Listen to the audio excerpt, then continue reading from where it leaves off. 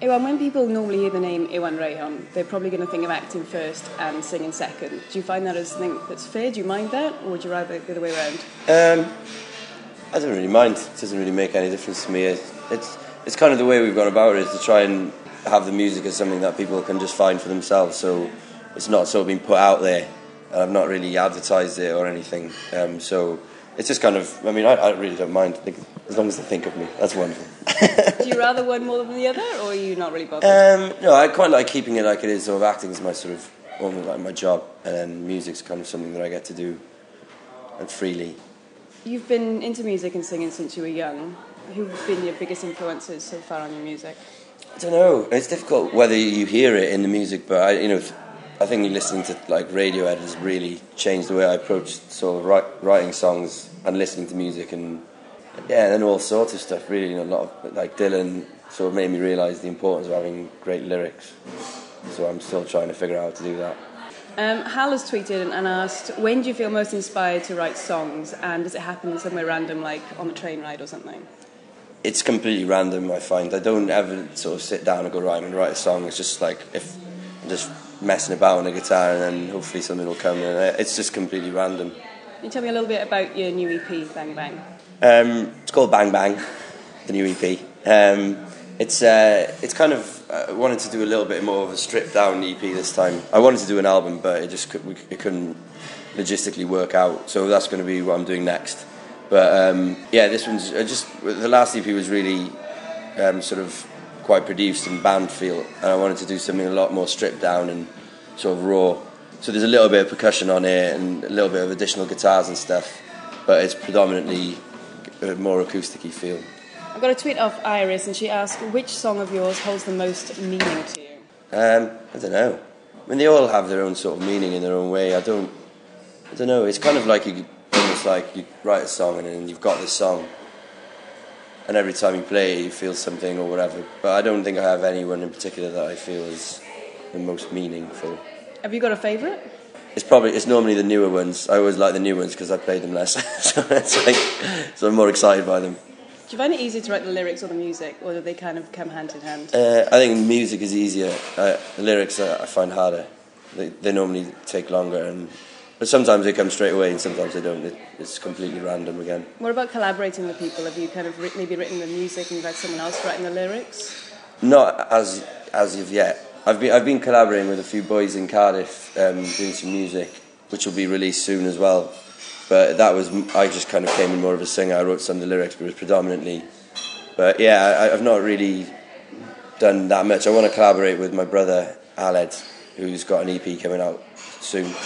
I think this month maybe. So hopefully we're going to do a little bit of something soon, and I don't know how that will work. But yeah, so at the moment I've kind of just been doing it on my own. Is there anybody else in particular that you'd like to collaborate with? Tom York, ideally, because he's amazing.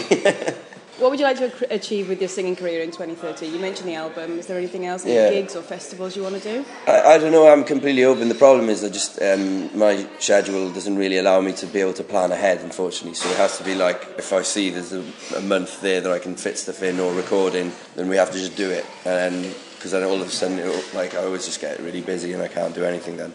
But I mean, I think.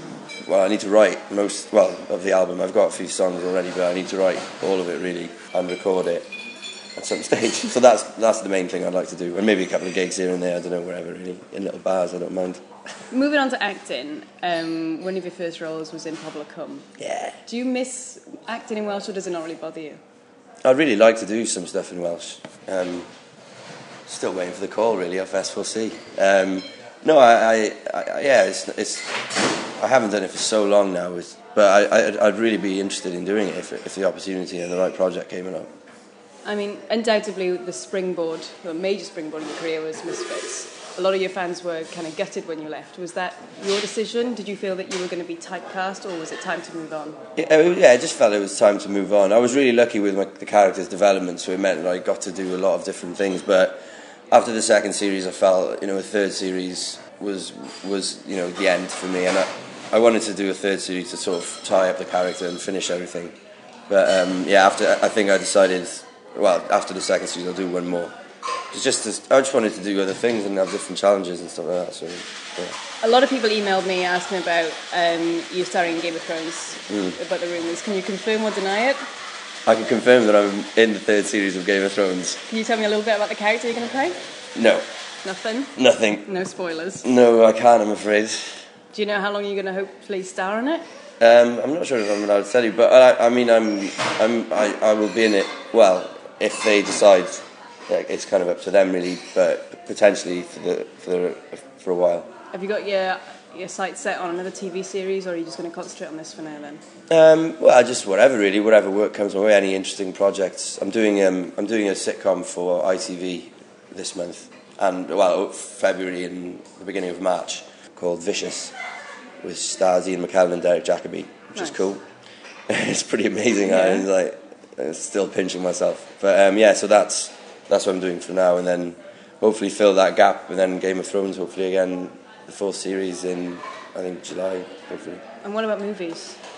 There's a couple coming out this year that I did last year. And I'm always sort of going up for stuff. And wherever comes my way really. Is there anyone in particular you'd like to star in a film or a TV series with? Loads of people really. I don't know. Someone like Anthony Hopkins I'd love to work with. Matthew Rhys I'd love to work with. Do you see yourself settling in the UK and working, or do you think a move to the US would be inevitable to kind of further your career? I don't know. It's kind of. I don't think I'd move there unless there was a particular purpose and a job to go there. I've been over to do the sort of rounds, and I've met a lot of really cool people there. But it's kind of with the US, it just sort of opens up a whole world of work, which Britain is a lot more limited. If the right job came along and the right reason to go there, I would probably have to. But at the moment, I'm happy in London. So finally, what are your hopes and aspirations for 2013? In January and that? Do this Vicious series, which I'm really excited about.